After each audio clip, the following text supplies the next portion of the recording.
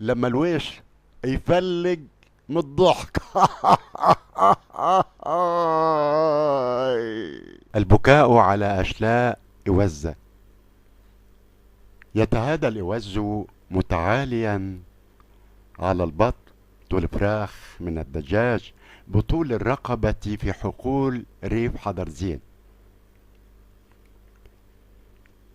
يشير راغب والبهية بعود أخضر من الذرة أمام عيني أوزة شاردة، فتتبعه إلى الخروج عن القطيع.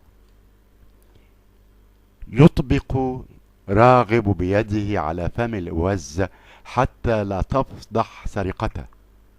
يحتضنها باليد الأخرى، تسابق قدماه الريح إلى أعلى التل ملتقطا لأنفاسه بصعوبة.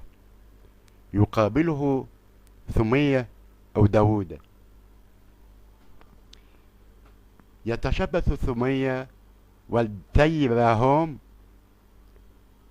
بالورك الأيمن من الأوزة، فيشد داوود والدهنية الورك الأيسر بقوة، وما زال راغب ممسكا بالفم.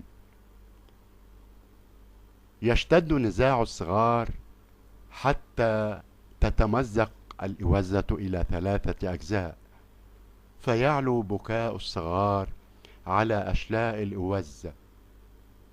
الجدة شريدة، اللي ياجي بلاش يروح بلاش. لما الويش يفلق من الضحك.